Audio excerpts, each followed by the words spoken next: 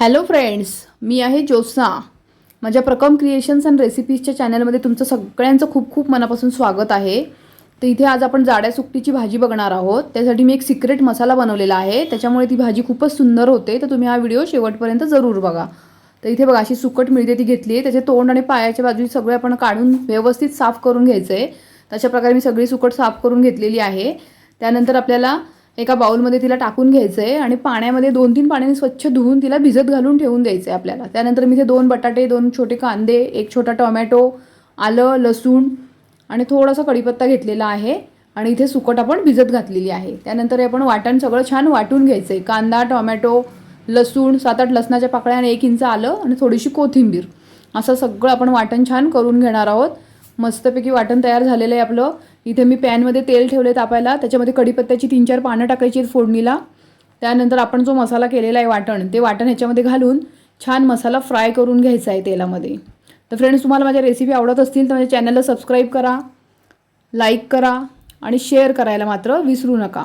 तर इथे आपण आता 1 चमचा हळद घातलेली आहे, 2 चमचे लाल तिखट घातलेला आहे, चवीनुसार याच्यामध्ये घालायचं आहे आपल्याला मीठ आणि व्यवस्थित तेलामध्ये आपण हा मसाला छान फ्राय करून घ्यायचा आहे. अगदी तेल सुटेपर्यंत आपण हा मसाला फ्राय करून घेतला आहे. तुम्ही बघू शकता पॅनला कुठेही चिकटलेला नाही, म्हणजे हा मसाला झालेला आहे. त्यानंतर इथे मी 1.5 चमचा घालणार आहे आपला केलेला सिक्रेट मसाला.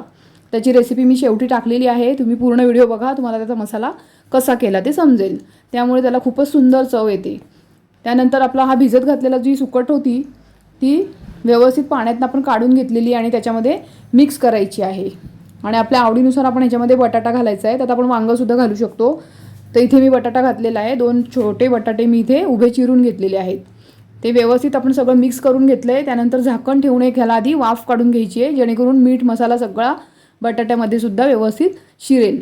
आता हे व्यवस्थित आपण मिक्स झाल्यानंतर आपल्याला किती हवं आहे त्याप्रमाणे आपण पाणी घालणार आहोत. तर इथे मी 1 मोठी वाटी पाणी घातलेलं आहे. थोडीशी कोथिंबीर घालायची आहे. त्यानंतर कोकम 2 भिजवून ठेवलेले होते ते ह्याच्यात घातलेत, जेणेकरून ह्याला थोडासा आंबटपणा येईल आणि चवसुद्धा खूप सुंदर लागेल. त्यानंतर झाकण ठेवून वाफ काढून घेतलेली आहे. सुंदर उकळी आलेली आहे. अशा प्रकारे आपली छान भाजी तयार होते.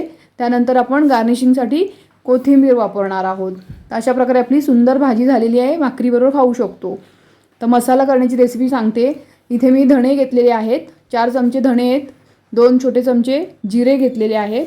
त्यानंतर 1 कोकम घेतलेला आहे आणि 2 ते 3 सुक्या मिरच्या घ्यायच्या. त्या व्यवस्थित बारीक गॅसवर भाजून घ्यायच्या आहेत आणि मिक्सरमध्ये आपण पावडर करून घ्यायची आहे. कोणत्याही प्रकारच्या मच्छीसाठी आपण हा मसाला वापरू शकतो. तर अशाच माझ्या रेसिपी बघत राहा, चॅनलला सबस्क्राईब करा. बाय.